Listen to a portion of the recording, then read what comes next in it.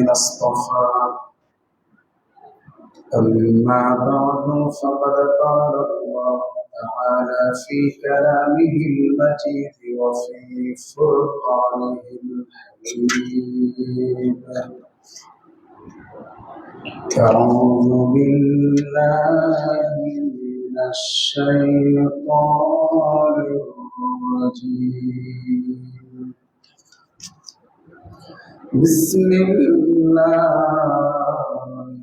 الرحمن الرحيم. إن أول بيت وضع للناس الذي ببكة مباركا وهدى للعالمين. آمنت بالله صدق الله مولانا العلي العظيم وبلغنا رسوله النبي الكريم ونحن على ذلك لمن الشاهدين والشاكرين والحمد لله رب العالمين. شكر نماز درود يا اللهم صل على محمد وعلى آل محمد كما صليت على إبراهيم وعلى آل إبراهيم إنك حميد مجيد. اللهم بارك على محمد وعلى آل محمد كما باركت على إبراهيم وعلى آل إبراهيم إنك حميد مجيد. سبحانك لا علم لنا إلا ما علمتنا إنك أنت العليم الحكيم. সম্মানিত মুসল্লিয়ান, শ্রদ্ধাভাজন মুমিয়ান, শুকর আন্তরিক মুবারকবাদ জানাচ্ছি। শুরুতে মহান আল্লাহ পাক পরওয়ারদিগার আলমের অসংখ্য অগণিত তারিফ ও প্রশংসা আদায় করছি। সেই মহান মুনিবের দরবারে আলিশানে লাখো কোটি শুকর ও সুজুদ পেশ করছি, যে মহান রব মহান মালিক আমাদেরকে অত্যন্ত দয়া করে, মায়া করে, মহব্বত করে, ভালোবেসে আজকের এই পবিত্র জুমার দিনে সালাতুল জুমা আদায়ের উদ্দেশ্যে আল্লাহ পাকের পবিত্র করে হাজির হওয়ার তৌফিক দিয়েছেন। এজন্য আমরা সকলে দিল থেকে শুকরিয়া আদায় করে বলি আলহামদুলিল্লাহ। সম্মানিত উপস্থিতি, আমাদের সামনে চলমান যে সিজন সেটা হচ্ছে হজের সিজন, হজের মৌসুম। হজের নির্ধারিত কয়েকটি মাস রয়েছে। আল্লাহ তাআলা পবিত্র কোরআনে বলেছেন, আল হাজ্জু আশহুরুম মা'লুমাত। কয়েকটি মাসকে কেন্দ্র করে হজ। হজের মূল কার্যক্রম যদিও জিলহজ মাসে হয়, কিন্তু হজের সফর শুরু হয়ে যায় আগে থেকে, কার্যক্রম শুরু হয়ে যায় আগে থেকে। এজন্য সহিহ বুখারীর riwayat এসেছে, আব্দুল্লাহ ইবনে ওমর রাদিয়াল্লাহু আনহু বলেন, হজের মাসসমূহ হচ্ছে শাওয়াল, যুলকাদা এবং যুলহিজ্জা। শাওয়াল, যুলকাদা এবং জিলহজ মাস। তাহলে শাওয়াল মাস এটা হজের মাসসমূহের অন্তর্ভুক্ত একটি মাস। শাওয়াল মাসের আজকে চতুর্থ জুমাবার। এই হজের মাসসমূহকে কেন্দ্র করে গুরুত্বপূর্ণ দুটি ইবাদত আমাদের সামনে আগমন করছে। একটি হচ্ছে কুরবানি আর একটি হচ্ছে হজ। এই মাসসমূহকে কেন্দ্র করে মহান এই দুইটি ইবাদত শরীয়তের পক্ষ থেকে রয়েছে।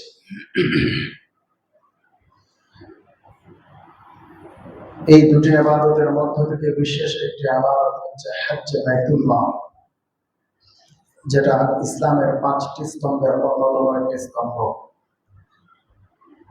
এই হজ্জে বাইতুল্লাহ আল্লাহ তাবারাকা ওয়া তাআলার বাইতুল্লাহকে কেন্দ্র করে হয়ে থাকে। বাইতুল্লাহ খানায় কাবা এটা এমন একটি ঘর, পৃথিবীতে বহু স্থাপত্য শৈলী আছে, পৃথিবীতে দেখার মতো বহু স্থাপনা আছে, কিন্তু এই ঘর সাধারণ পাথরের একটি ঘর। এই ঘরের এত আকর্ষণ, এই ঘরের দিকে তাকালে চোখ ফেরানো যায় না। জীবনে যারা প্রথমবার গিয়েছেন তাদের অনুভূতি জিজ্ঞেস করে দেখবেন। সর্বপ্রথম এই ঘরটির চোখে ভাষার সাথে সাথেই কারো কারো অবস্থা এমন হয় চিৎকার করে কান্না শুরু করে, কারো কারো অবস্থা এমন হয় ঘরের দিকে তাকিয়ে পাথরের মতো নিথর হয়ে যায় আর চোখ বেয়ে পানি চলে। এটা এমন আকর্ষণীয় একটি ঘর, কারণ এই ঘরকে কেন্দ্র করেই আল্লাহ তাবারাকা ওয়া তাআলার সাথে আমাদের খালিক এবং মাখলুকের সম্পর্ক স্থাপন হয়। এই ঘরটা হচ্ছে আল্লাহ তাআলার সাথে সম্পর্কের একটি সেতু বন্ধন, যে ঘরের সান্নিধ্যে যাওয়ার পরে রাজা প্রজা ধনী ফকির সবাই ইহরামের সাদা 2 টুকরো কাপড় পরিধান হয়ে একাকার হয়ে যায়। যেখানে যাওয়ার পরে কারো তফাৎ থাকে না, এটা এমন ঘর। তো এই পবিত্র বাইতুল্লাহ শরীফ এর ইতিহাস, গৌরবদীপ্ত ঐতিহ্য এবং মহিমান্বিত ফজিলত সম্পর্কে আজকে কিঞ্চিত আলোচনা করার ইচ্ছা পোষণ করেছি। আল্লাহ তাআলা যদি আমাকে তৌফিক দান করেন তাহলে কোরআন এবং হাদিসের আলোকে ইতিহাস থেকে কয়েকটি কথা আপনাদের সামনে পেশ করব। ওমা তৌফিকি ইল্লা বিল্লাহ, আলাইহি তাওয়াক্কালতু ওয়া ইলাইহি উনীব। এই বাইতুল্লাহ পৃথিবীর মাঝে সর্বপ্রথম ঘর। এ প্রসঙ্গে পবিত্র কোরআনুল কারীমের সূরা আলে ইমরানের 96 নম্বর আয়াতে আল্লাহ তাবারাকা ওয়া তাআলা ঘোষণা করেছেন, ইন্না আউওয়ালা বাইতিন উযিআ লিন-নাস, পৃথিবীর সর্বপ্রথম ঘর যা মানুষের জন্য নির্মাণ করা হয়েছে, যেই ঘরকে কেন্দ্র করে মানুষ আল্লাহর ইবাদত করবে, লাল্লাযী বিবাক্কাতা, যে ঘরটি বাক্কা তথা মক্কায় অবস্থিত, মুবারাকা, ওই ঘরটি অত্যন্ত মহিমান্বিত বরকতময়, ওয়া হুদাল লিল আলামিন, এবং বিশ্ববাসীর জন্য এটা পথ প্রদর্শক হেদায়েত। মুহতারাম হাজিরিন, সূরা আলে ইমরানের 96 নম্বর আয়াতে আল্লাহ তাআলা এই ঘরকে পৃথিবীর প্রথম ঘর হিসেবে স্বীকৃতি দিয়েছেন। এই আয়াতে কারিমা নাযিল হওয়ার একটা শানে নুজুল রয়েছে, প্রেক্ষাপট রয়েছে। আল্লামা আবু মুহাম্মদ আল হুসাইন ইবনে মাসউদ ইবনে মুহাম্মদ আল ফারাবি আল বাগাবী রাহিমাহুল্লাহ তাআলা এর শানে নুজুল সম্পর্কে উল্লেখ করে বলেন, ইহুদিরা মুসলমানদেরকে বরাবরই করলো, মুসলমানদের উদ্দেশ্যে বলল যে বাইতুল মাকদিসে কিবলাতুনা ওয়া হুয়া আফদালু মিনাল কাবাতি ওয়া আফদাল। ইহুদিরা বলল বাইতুল মুকাদ্দাস আমাদের কিবলা, এটাই পৃথিবীর শ্রেষ্ঠ ঘর এবং এটাই সর্বপ্রাচীন ঘর, পুরাতন ঘর। দলিল হিসেবে তারা আরো বলল ওয়া হুয়া মুহাজারুল আম্বিয়া, এই বাইতুল মাকদিস এটা হচ্ছে আম্বিয়ায়ে কেরামের হিজরতের স্থল। বহু আম্বিয়ায়ে কেরাম এখানে হিজরত করে এসেছেন। তখন মুসলমানরা বলল না, বালিল কাবাতু আফদাল ওয়া আকদাম, বরং কাবা হচ্ছে সবচেয়ে শ্রেষ্ঠ ঘর এবং সবচেয়ে প্রাচীন ঘর। যখন ইহুদি এবং মুসলমানদের মাঝে এই বিতর্ক সৃষ্টি হলো, তখন আল্লাহ সুবহানাহু ওয়া তাআলা সূরা আলে ইমরানের 96 নম্বর আয়াত নাজিল করে জানিয়ে দিলেন, ইন্না আউওয়ালা বাইতিন উযিআ লিন-নাসি লাল্লাযী বিবাক্কাতা মুবারাকান ওয়া হুদান লিল আলামিন। পৃথিবীর সর্বপ্রথম ঘর হচ্ছে বাইতুল্লাহ, খানায়ে কাবা, যেটা মক্কা শরীফে অবস্থিত। এই আয়াতের তাফসীরে একটি হাদিস উল্লেখ করতে চাই। সহিহ বুখারীর 3425 নম্বর বর্ণনা। আবু যর আল-গিফারী রাদিয়াল্লাহু আনহু হাদিসটি বর্ণনা করে বলেন, আমি একবার নবীজি সাল্লাল্লাহু আলাইহি ওয়াসাল্লামকে জিজ্ঞেস করলাম, ইয়া রাসূলুল্লাহ, আইয়ু মাসজিদিন উযিআ ফিল আরদি আউয়াল। হে আল্লাহর রাসূল, পৃথিবীতে সর্বপ্রথম কোন ঘরটি নির্মাণ করা হয়েছে? নবীজি বললেন, আল মসজিদুল হারাম। সর্বপ্রথম নির্মিত ঘর পৃথিবীর মসজিদে হারাম। সাহাবী আবু যর আল-গিফারী বলেন, আমি আবার নবীজিকে জিজ্ঞেস করলাম, সুম্মা আইয়ু, অতঃপর শ্রেষ্ঠত্বের বিচারে দ্বিতীয় পর্যায়ে কোনটি? তখন নবীজি বললেন, আল মসজিদুল আকসা। শ্রেষ্ঠত্বের বিচারে দ্বিতীয় শ্রেষ্ঠ ঘর হচ্ছে মসজিদে আকসা, বাইতুল মুকাদ্দাস। সাহাবী জিজ্ঞেস করলেন, কাম বাইনাহুমা, বাইতুল্লাহ এবং বাইতুল মাকদিসের নির্মাণের তফাৎ কতটুকু? বাইতুল্লাহ কেমন করে, কত বছর পরে বাইতুল মাকদিস নির্মাণ করা হয়েছে, তৈরি করা হয়েছে? নবীজি সাল্লাল্লাহু আলাইহি ওয়াসাল্লাম বললেন, 40 সানা। বাইতুল্লাহ 40 বছর পরে বাইতুল মাকদিস নির্মাণ করা হয়েছে।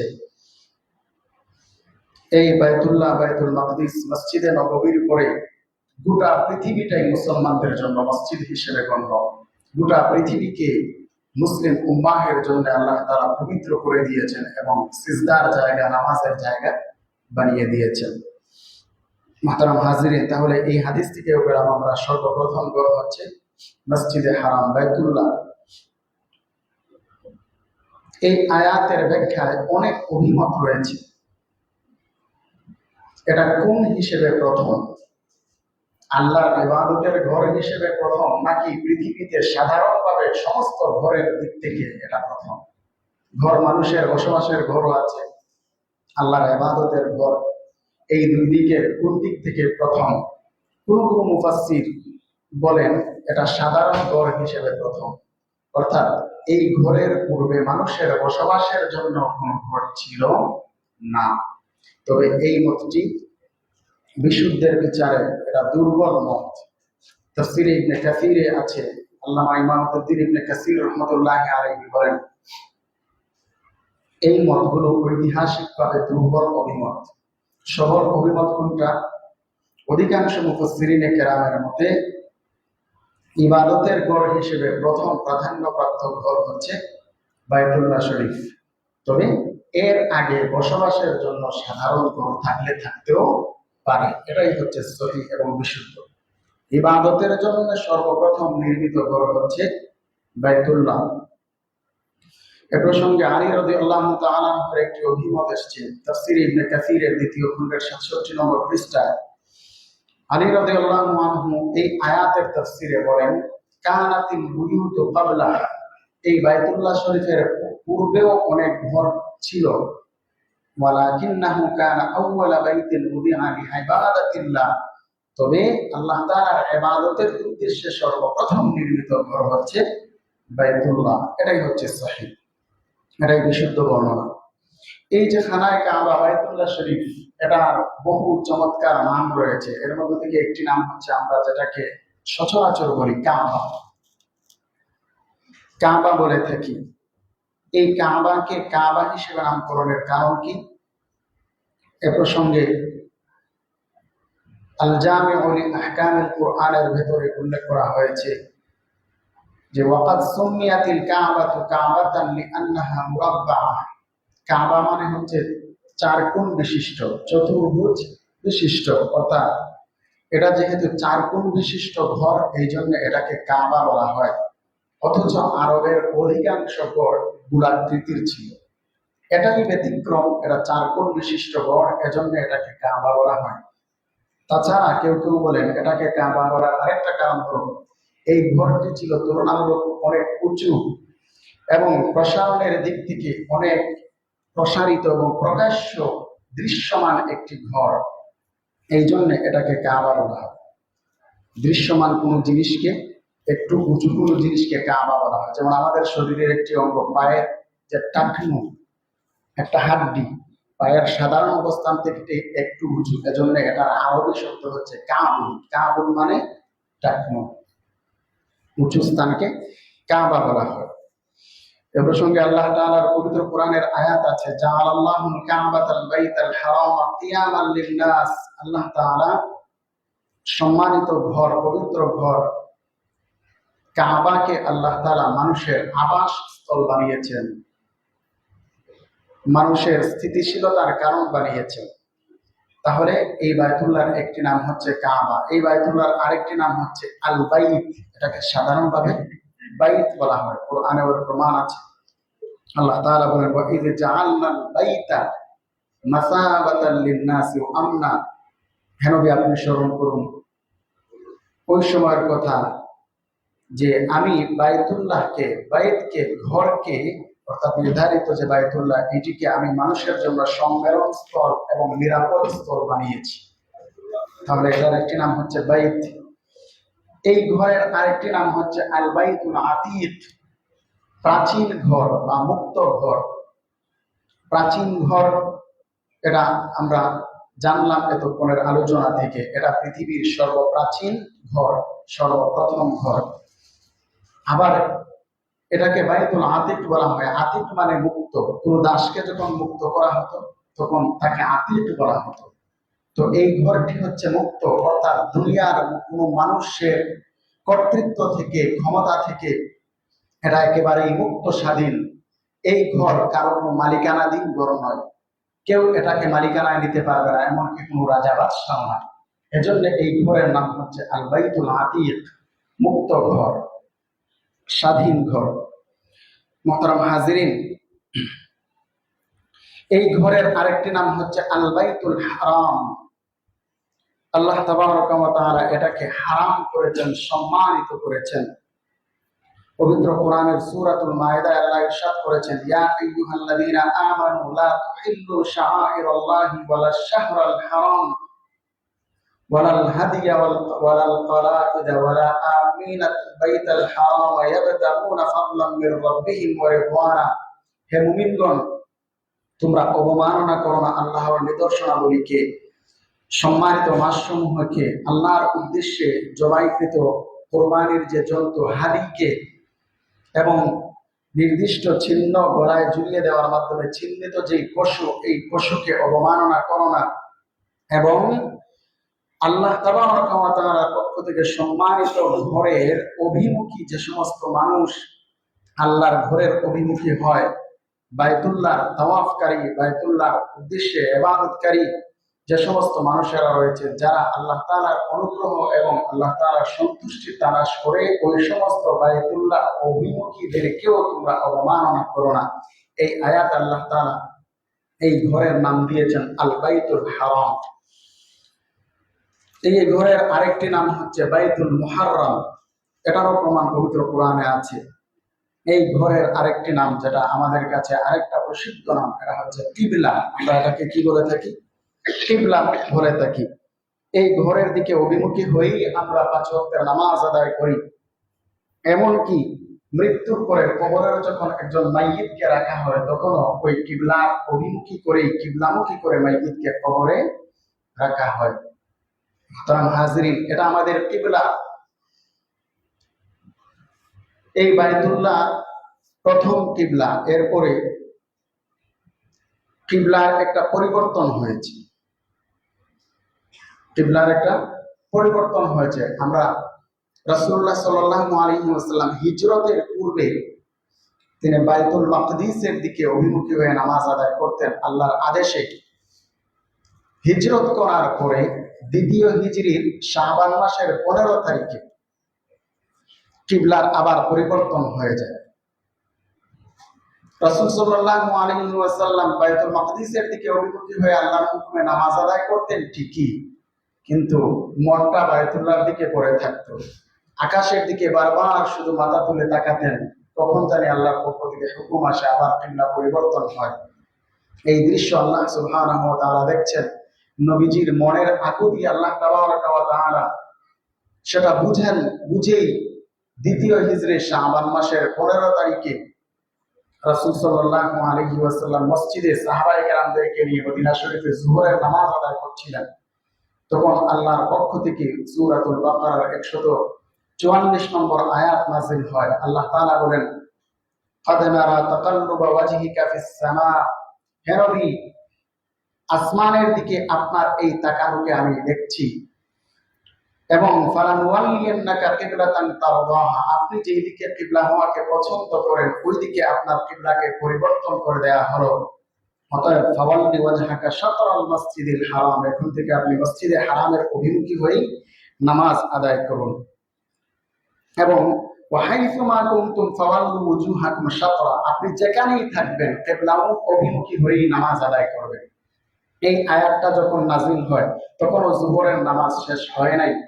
আয়াত নাযিল হওয়ার সাথে সাথে নবীজি সাল্লাল্লাহু আলাইহি ওয়াসাল্লাম প্রথমে তো বাইতুল মাকদিসের অভিমুখী হয়ে নামাজ পড়ছিলেন। কিবলা পরিবর্তনের আদেশ আসার সাথে সাথে বায়তুল্লাহর দিকে ঘুরে গেলেন নামাজের ভেতরে। এর মাধ্যমে কিবলাকে পরিবর্তন করে দেয়া হলো। আর একই নামাজের ভেতরে দুই কিবলা অভিমুখী হয়ে নামাজটা সম্পন্ন করা হয়েছিল। বিদায় যেই মসজিদে এই ঘটনা ঘটেছিল ওই মসজিদকে বলা হয় মসজিদে দুল কিবলাতাইন, দুই কিবলাওয়ালা মসজিদ।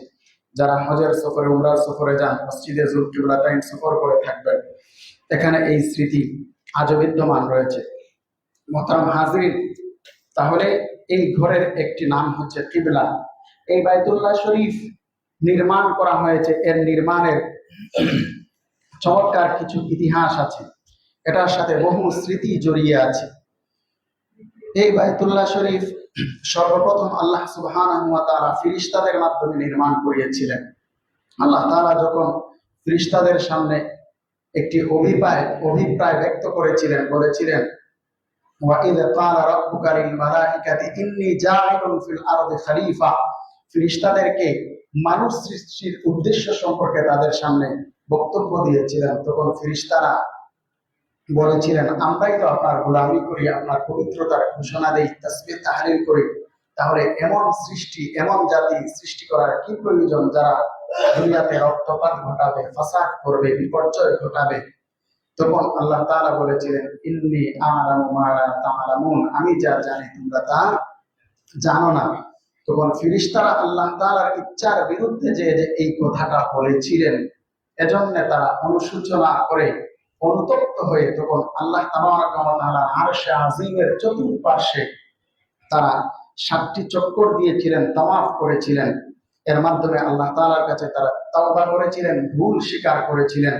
তখন আল্লাহ তাআলা এই দৃশ্য দেখে বলেছিলেন, তাদের প্রতি সন্তুষ্ট হয়ে গিয়ে আদেশ করেছিলেন, তোমরা তো আরশে আজিমের চতুর্পার্শ্বে তাওয়াফ করে আমার কাছে তাওবা করেছো, অনুশোচনা করেছো, ভুল স্বীকার করেছো, অতএব তোমরা ইবনুলি বাইতান ফিল আরদ, জমিনের মাঝে এমন একটি ঘর নির্মাণ করো, ইয়াতাআওয়াদু বিহি মান সাখিতু আলাইহি মিন বানি আদম, বনি আদমের মধ্য থেকে যাদের প্রতি আমি অসন্তুষ্ট এবং নারাজ হয়ে যাব তাদের গুনাহের কারণে, তারাও যেন এই ঘরে যে ইবাদত করে আমার কাছে তাওবা ইস্তিগফার করতে পারে, ভুল স্বীকার করতে পারে, অনুশোচনা করতে পারে, গুনাহ মুক্ত হতে পারে। মুহতারাম হাজিরিন, তখন ফেরেশতারা আল্লাহর আদেশে দুনিয়াতে একটি ঘর নির্মাণ করেছিলেন। এটাই ছিল বাইতুল্লাহ সর্বপ্রথম নির্মাণ। সুবহানাল্লাহ। তবে এই নির্মাণের পরে এই যে কাঠামো যেটা, এটা অদৃশ্য ছিল, দৃশ্যমান ছিল না। এটা অদৃশ্য অবস্থায় ফেরেশতাদের কাছে সেটা চিহ্নিত ছিল। তারা এখানে ইবাদত বন্দেগী করতেন। 2000 বছর পর্যন্ত তারা এটা তাওয়াফ করেছেন। এরপরে আদম এবং হাওয়া আলাইহিস সালামকে আল্লাহ তাবারাকা ওয়া তাআলা যখন দুনিয়াতে পাঠিয়ে দিলেন, তখন তারাও নিজেদের অনুশোচনার জন্য একটা ঘর নির্মাণ করার ইচ্ছা করলেন। সেটাই ছিল ফেরেশতাদের পূর্বের সেই নির্মাণ করা ঘরের জায়গায়, তবে দৃশ্যমান কাঠামোতে সেটা নির্মাণ করা হয়। আদম আলাইহিস সালাতু ওয়াস সালামের মাধ্যমে দৃশ্যমান আকৃতিতে বাইতুল্লাহ শরীফে নির্মাণ করা হয়েছে। এটা হচ্ছে দ্বিতীয় নির্মাণ।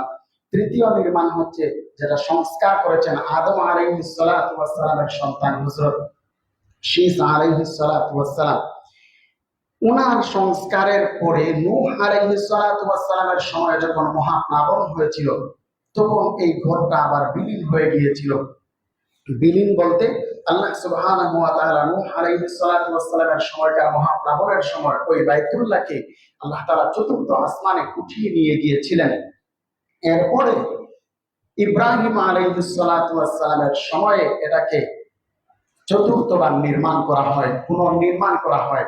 ইব্রাহিম আলাইহিস সালাতু ওয়াস সালাম ওনার সন্তান হযরত ইসমাঈল আলাইহিস সালাতু ওয়াস সালামকে সাথে নিয়ে তিনি সেটা নির্মাণ করেছিলেন এবং এটার কবুলিয়তের দোয়াও আল্লাহ তাআলার কাছে করেছিলেন। সূরাতুল বাকারার 127 নম্বর আয়াতে আল্লাহ তাআলা এই বিষয়ে বর্ণনা দিয়েছেন, وَإِذْ يَرْفَعُ إِبْرَاهِيمُ الْقَوَاعِدَ مِنَ الْبَيْتِ وَإِسْمَاعِيلُ رَبَّنَا تَقَبَّلْ مِنَّا إِنَّكَ أَنْتَ السَّمِيعُ الْعَلِيمُ।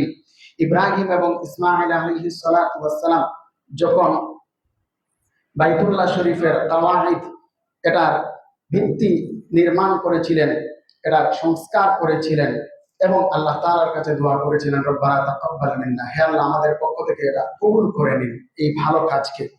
নির্মাণ শেষে তিনি এটার কবুলিয়তের দোয়া করেছেন এবং ওনার নেক্সট জেনারেশন সন্তানদের জন্য, পরবর্তী সমস্ত উম্মতের জন্য তিনি কয়েকটা দোয়া করে গিয়েছিলেন। সমস্ত উম্মতদের জন্য তিনি দোয়া করেছিলেন, রব্বানা ওয়াজআলনা মুসলিমাইনি লাকা ওয়া মিন যুররিয়াতানা উম্মাতান মুসলিমাতান লাক, হে আল্লাহ আমাকে এবং আমার সন্তান ইসমাইল সহ আমার পরবর্তী সমস্ত উম্মতকে আপনি মুসলমান বানায় রাখেন, আপনার প্রতি সারেন্ডার আত্মসমর্পণকারী প্রকৃত মুসলমান যেন আমরা থাকি এবং আরিনা মানাসিকানা ওয়া তুব আলাইনা, আমাদেরকে আপনার ইবাদত পালনের রীতিনীতি শিখিয়ে দিন, ওয়া তুব আলাইনা, এবং আমাদের তাওবাকে কবুল করুন। এরপর তিনি বাইতুল্লাহ নির্মাণের পরে এই বাইতুল্লাহ কেন্দ্র করে এই দুনিয়াবাসীর জন্য একজন শিক্ষকের সওয়াল এবং প্রার্থনাও আল্লাহ তাআলার কাছে করেছিলেন, রব্বানা ওয়াবআথ ফীহিম রাসূলাম মিনহুম ইয়াতলু আলাইহিম আয়াতিকা ওয়া ইউআল্লিমুহুমুল কিতাবা ওয়াল হিকমাতা ওয়া ইউযাক্কিহিম। অর্থাৎ হযরত মুহাম্মদুর রাসূলুল্লাহ সাল্লাল্লাহু আলাইহি ওয়াসাল্লামকে গোটা বিশ্ববাসীর জন্য শিক্ষক এবং নবী বানিয়ে পাঠানোর জন্য আল্লাহ তাবারাক ওয়া তাআলার কাছে তিনি আবেদন করেছিলেন। এই ঘর নির্মাণ যখন সম্পন্ন হয়ে গিয়েছিল তখন আল্লাহ তাআলা আদেশ করলেন, হে ইব্রাহিম আপনি গোটা পৃথিবীবাসীকে উদ্দেশ্য করে আযান দিন, ঘোষণা করুন তারা যেন এই বাইতুল্লাহ হজের উদ্দেশ্যে আগমন করে। ইব্রাহিম আলাইহিস সালাতু ওয়াস সালাম আল্লাহর আদেশে মক্কার আবু কুবাইস পাহাড়ে উঠে চতুর্দিকে ঘুরে ঘুরে উচ্চ আওয়াজে ঘোষণা করেছিলেন। এই ঘোষণা সবার কানে কানে, যারা এই বাইতুল্লাহ তাওয়াফ করবে, হজ উমরা করবে, তাদের কানে কানে আল্লাহ তাআলা রূহের জগতে, রূহের ভেতরেও সেটা পৌঁছে দিয়েছিলেন। রূহের জগতে থাকা অবস্থায় যারা লাব্বাইক বলেছিল তারা মৃত্যুর আগে কোনো না কোনো দিন তারা সেই বাইতুল্লাহ জিয়ারত করার সৌভাগ্য তারা লাভ করবে। মুহতারাম হাজিরিন, এখানে একটা বানোয়াট ঘটনা অনেকে বলে থাকেন যে ইব্রাহিম আলাইহিস সালাতু ওয়াস সালাম বাইতুল্লাহ সংস্কার কাজ পুনর্নির্মাণ যখন করেছিলেন তখন কিছু পাথর বালু অতিরিক্ত রয়ে গিয়েছিল, সেগুলো ছড়িয়ে ছিটিয়ে দিয়েছিলেন। পৃথিবীর যেখানে একটা বালুকণা কিংবা পাথর পড়েছে সেখানে কিয়ামতের আগে মসজিদ নির্মাণ হবে। এই কথাটা বানোয়াট, এটার কোনো ভিত্তি নাই। যাই হোক, এটা চতুর্থ সংস্করণ পুনর্নির্মাণ। পঞ্চম সংস্কার আমালিকা সম্প্রদায়ের মাধ্যমে আল্লাহ তাবারাক ওয়া তাআলা আমালিকা সম্প্রদায় সেটা সংস্কার করেছিল। ষষ্ঠ সংস্কার জুরহুম সম্প্রদায় করেছিল, যারা ইসমাঈল আলাইহিস সালাতু ওয়াস সালামের সময় থেকেই তারা মক্কা শরীফে বসবাস করছিল। যখন প্রাকৃতিক দুর্যোগ এর কারণে সেটা নষ্ট হয়ে গিয়েছিল তখন জুরহুম সম্প্রদায় তারা সেটার সংস্কার করেছিল। সপ্তম সংস্কার কুসাই বিন কিলাব, যেটা রাসূলুল্লাহ সাল্লাল্লাহু আলাইহি ওয়াসাল্লামের পূর্বপুরুষ, তারা এর সংস্কার করেছিলেন। আর অষ্টম সংস্কার করেছিলেন মুজার সম্প্রদায়। বিভিন্ন সময় এটা পাহাড়ি অঞ্চল, তো পাহাড়ি ঢলের কারণে, বৃষ্টির পানির কারণে সেটার কাঠামো নষ্ট হয়ে যেত, তখন সংস্কারের প্রয়োজন পড়ত। নবম পর্যায়ে নবম সংস্কার করেছিল মক্কার কুরাইশরা। যখন রাসূল সাল্লাল্লাহু আলাইহি ওয়াসাল্লামের নবুয়ত প্রাপ্তির 5 বছর পূর্বে, মানে ওনার বয়স যখন 35 বছর, তখন তারা সেটা নির্মাণ কাজের ইচ্ছা পোষণ করলো, তারা সেটা নির্মাণ করতে গেল। তবে নির্মাণ করার ক্ষেত্রে তারা নির্মাণ কাজ সম্পন্ন করে যখন হাজরে আসওয়াদ সেই পবিত্র জান্নাতি পাথরটা স্থাপন করতে যাবে, তখন তাদের মাঝে দ্বন্দ্ব এবং মতানৈক্য দেখা দিল, কারা কোন সর্দাররা কোন কওমের লোকেরা সেটা স্থাপন করবে। এক পর্যায়ে এসে আবু উমাইয়া ইবনে মুগীরা মাখজুমি উনি একটা ফয়সালা দিলেন যে আগামীকাল ফজরের নামাজে সর্বপ্রথম যে মসজিদে হাজির হবে তিনি এর ফয়সালা দেবেন। ঘটনাক্রমে দেখা গেল পরের দিন ফজরের সময় যিনি সর্বপ্রথম মসজিদে হাজির হয়েছেন তিনি আর কেউ নন, প্রিয় নবী মুহাম্মদুর রাসূলুল্লাহ সাল্লাল্লাহু আলাইহি ওয়াসাল্লাম। নবীজিকে দেখে তারা বলতে লাগলো খুশি হয়ে, হাযাল আমিন, এত বিশ্বস্ত ব্যক্তিত্ব, ইয়া মুহাম্মদ, হে বিশ্বস্ত ব্যক্তি মুহাম্মদ, তাদরাদিনা বিক, আপনাকে সর্বপ্রথম এই ঘরে দেখে আমরা খুশি হয়ে গেলাম। সুবহানাল্লাহ। রাসূল সাল্লাল্লাহু আলাইহি ওয়াসাল্লাম ফয়সালাটা খুব চমৎকার ভাবে দিলেন। কি ফয়সালা দিলেন? তিনি একটা চাদর আনলেন, চাদর এনে চাদরের মাঝখানে পাথরটাকে রাখা হলো, আর প্রত্যেক পুত্র প্রধানদেরকে ডেকে এনে বললেন আপনারা চাদরের সাইডে কোনগুলোতে ধরুন, এবং সবাই সম্মিলিতভাবে ধরে নিয়ে গেল। সেখানে নিয়ে যাওয়ার পরেও যিনি লিড দিলেন তিনি ছিলেন মুহাম্মদুর রাসূলুল্লাহ সাল্লাল্লাহু আলাইহি ওয়াসাল্লাম। তিনি পাথরটাকে হাতে উঠিয়ে সেখানে স্থাপন করেছিলেন।